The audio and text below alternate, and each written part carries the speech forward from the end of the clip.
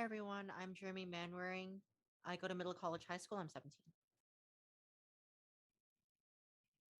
Hi, I'm Linda. I'm 16. Hi, I'm Elizabeth. Hi, I'm Karina. Why the US should fix its urban planning. Most large cities in the United States have problems with urban planning. Urban planning does not only take place in urban areas, it mainly refers to just city planning. This means urban planning often occurs in suburban areas as well. In recent decades, urban sprawl has placed a detrimental effect on transportation within these cities regarding its ineffective car dependency, danger to pedestrians, and confusing navigation. Take a little break. Urban sprawl has caused many major US cities to rely heavily on cars. It is to the point where living in these areas becomes difficult to near impossible without a car. According to Britannica, urban sprawl refers to the rapid expansion of the geographic extent of cities and towns, often characterized by low-density residential housing, single-use zoning, and increased reliance on the private automobile for transportation.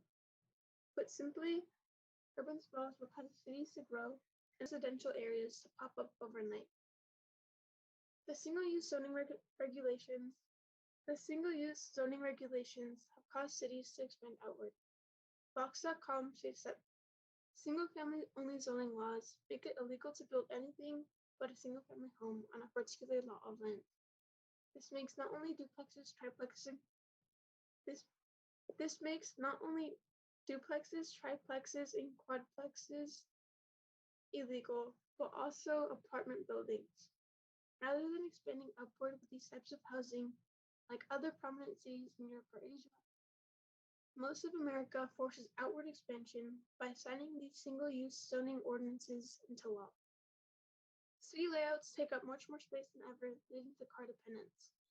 As these cities grow, distances between home, work, the gym, and the grocery store also increase, making not only having a car a luxury, but a necessity.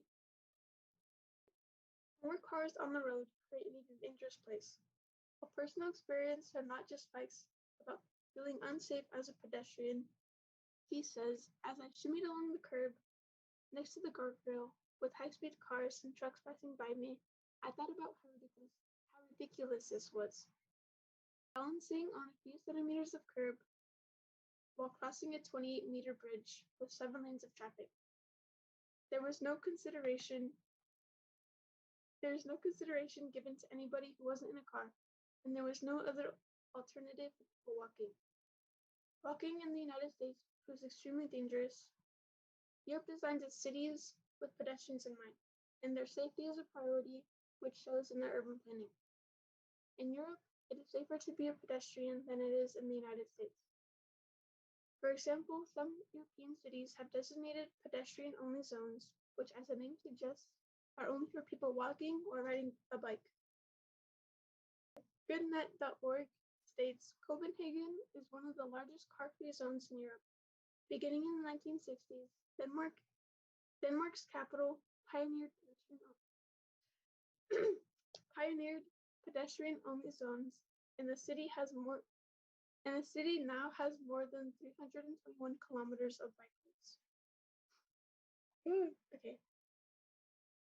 While in the United States these areas are scarce, they are commonplace in European cities.